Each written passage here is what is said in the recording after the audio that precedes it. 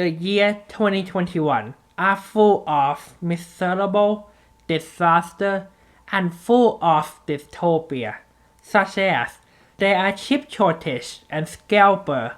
Other than console price going up, the food price also going up. Last time I went to Safeway, the chicken for the half kilo cost $8.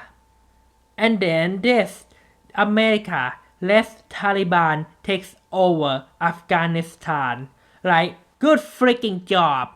You ruin Afghanistan.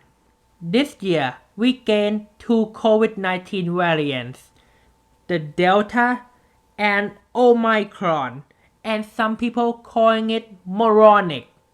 Speaking of COVID-19, a lot of people die from COVID-19, especially the one we love.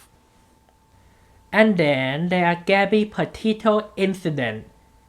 And then there are condo collapse at Florida, something called Champagne South.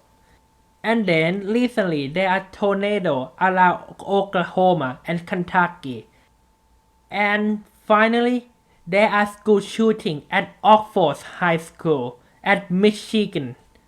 Now to my personal life. This year, $231 has been stolen by the who scammed me. And then I failed 2 classes because of $231 got stolen. It's really hard to not worry about that. And to think that get away with that, it's freaking heartbreaking. To summarize this year, it's the worst year in the world. However, there are one event that stands out this year.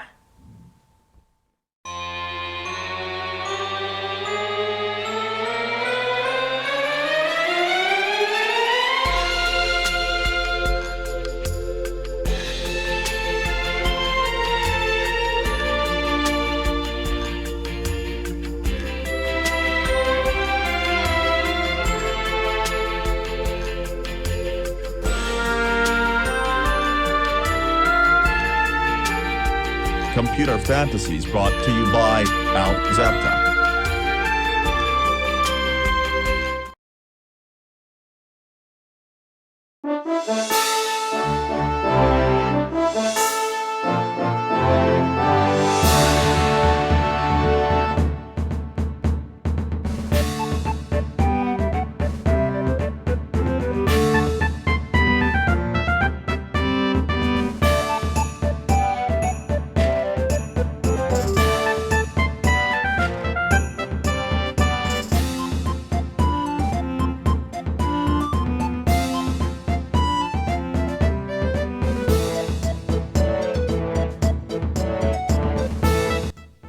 Yes, this year, Nintendo 3DS is turning 10 years old and now being replaced by a Nintendo Switch.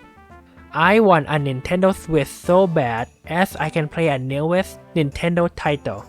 But it's okay because in this episode, we are taking a look at the Nintendo 3DS.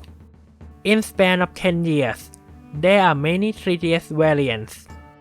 This one right here is the original 3DS. In aqua blue color, it's easily one of my favorite 3DS design ever. Here the next 3DS is the original 3DS XL. There are no aqua blue, but you can still get blue as an option. The screen are way bigger and so does the battery. To attract budget Nintendo gamer or Nintendo gamer that doesn't care about the 3D, Nintendo released a 2DS. It's actually my least favorite 3DS, but the crystal blue color look nice and the design a tad bit more ergonomics, and oh, it's way more affordable too.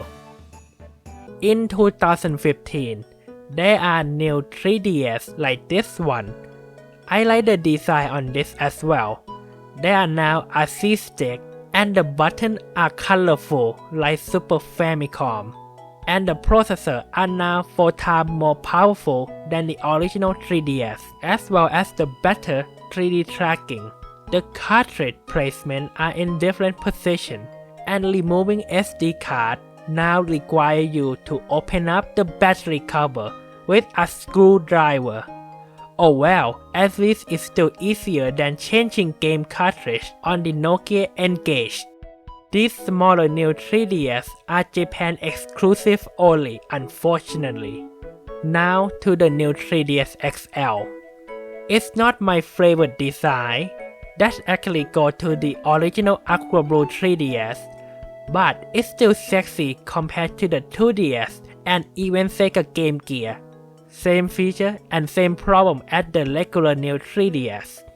This is the last 3DS variation, the new 2DS XL. Thanks God they are using the clamshell design again, and the screen are big just like the 3DS XL, as well as the new 3DS processor.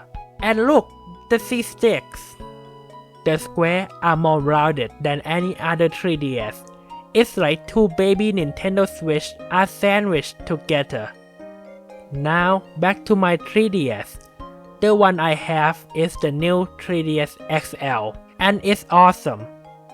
Nintendo 3DS game library are gorgeous. It's got Legend of Zelda, Mario, and Pokemon. And it's also got the 3D feature that you can see without 3D glasses. Can your Switch do that? Gaming experience on Nintendo never leave me a negative thing. It's always a positive. Here you can see me having fun dealing with Tanaka upsetness on Tomodachi Life. Also with Street Pass, you can meet new friends that are also fans of Nintendo with Me Plaza. As you can see, my new friends are so kind that he give me all the puzzle to finish the picture of Super Mario Galaxy. With all the experience discussion out of the way, let's see some of the game I own. Let's start by turning on my Nintendo 3DS.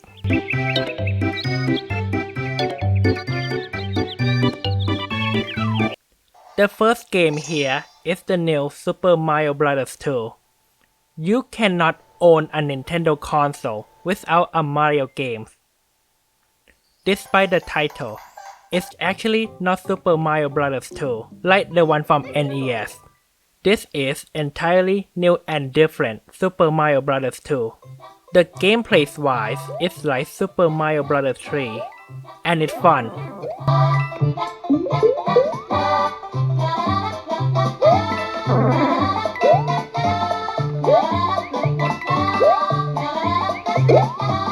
Super Mario 3D Land is the 3D version of Super Mario Land with color. The power-ups are similar to Super Mario Bros. 2, and it's a tad bit more fun.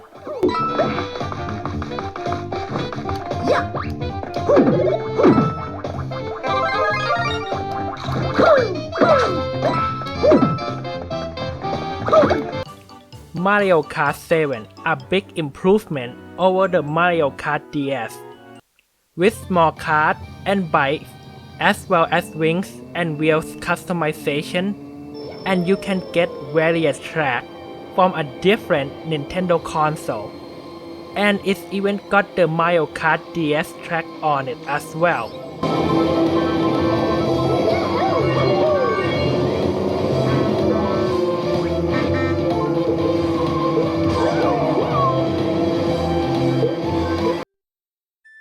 Legend of Zelda Ocarina of Time 3D. The port of the Nintendo 64 with graphical improvement, 3D, and motion tracking. This game is one of the reasons why I love Legend of Zelda to death.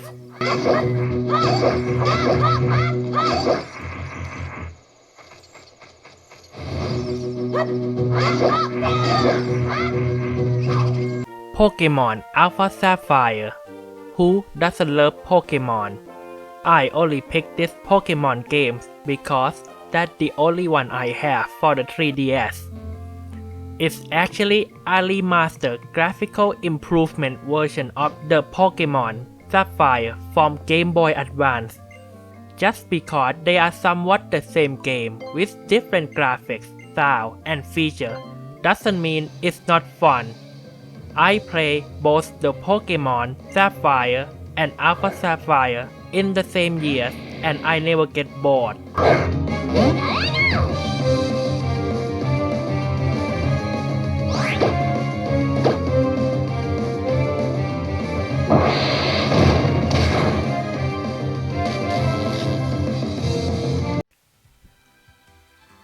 There was one game that triggered me. They just always did. The Super Smash Bros. On Nintendo handheld console? No way! I was excited. This is the Super Smash Bros. For 3DS. It was developed by Sora, the game developer that only have 2 employees who used to work for HAL Laboratory. It's amazing how it takes only 2 people to make this wonderful games.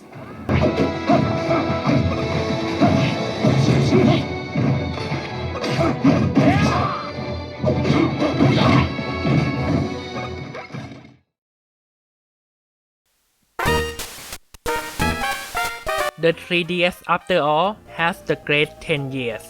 Many great games, decent graphics, and nostalgia. 3DS have it all. It's only died when a Nintendo Switch was taking over. And also, mobile phone gaming are also very popular, and the phone gamer are start to steer away from handheld console. But games on the Android and iOS are nowhere near as fun as the 3DS game, not to mention pay-to-win microtransaction bullcrap as well. Although Nintendo also sell DLC, but at least they didn't have pay-to-win microtransaction bullcrap. If you are a hardcore Nintendo fan, the 3DS is for you. Well, this is the end of this episode, and I'll see you in the next Computer Fantasy.